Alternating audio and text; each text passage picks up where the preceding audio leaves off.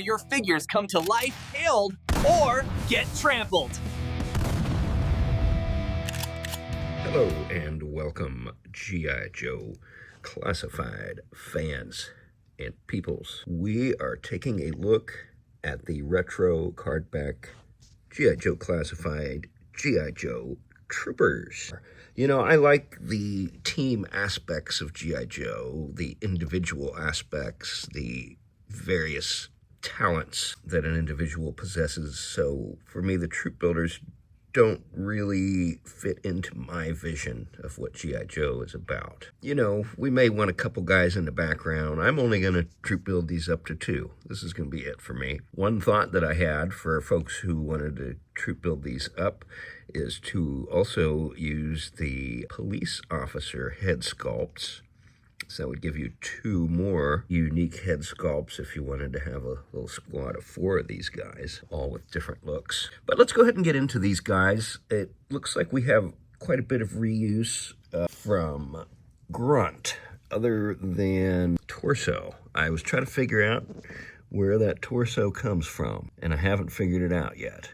But it gives these guys a really kind of svelte look. They're really slender, and it gives them a very cool, definitely a military profile. These guys have not been spending a lot of time at the McDonald's. So, and we have 2 different colors here. In the uniform, we have a darker green and then a slightly lighter green on the arms and torso versus the darker green on his legs. Definitely the same boots as Grunt, definitely the same legs. As far as the overlays, those are different. And I think these torso overlays are new. I don't think we've seen those yet. I really like the head sculpts here. Obviously, we have a white guy and a black guy. I think the black guy head sculpt is really stellar. The white guy, I don't know, he kind of has a little bit of a nervous, unsure look, which is kind of cool. He definitely looks like he could be the new guy or the trainee. So they also have a helmet with a visor.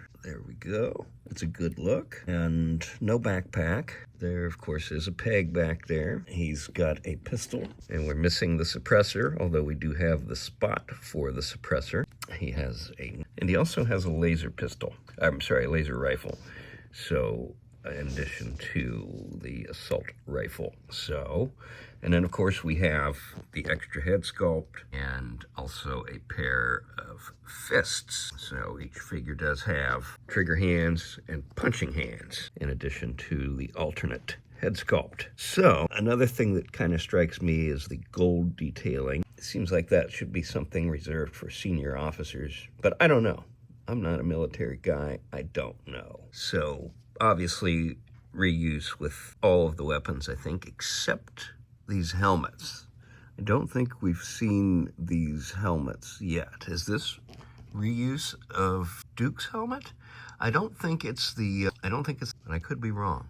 Is this reuse of Duke's helmet? And whose torso is this? Otherwise, I think these are really going to be stellar as far as just filling in the background with some extras. Like I said, I'm only going to have 2 of these. You know, our teams have grown so large, even for just guys who have kind of an infantry look, you know, with Grunt and who's our boy who's out in outer space, Footloose. You know, we do have a pretty good cast of foot troops, boots on the ground types. So I like these guys. Not essential for me, but I'm going to work these 2 in and we'll see them from time to time. I'm going to say these are about an 8. Not essential, but very good. And the execution was really stellar. So, again, my hat's off to the team at Hasbro. And they're keeping the mailman busy because I know we've got another 2-pack on the way, I think arriving today. Busy times for G.I. Joe Classified. What do you think about these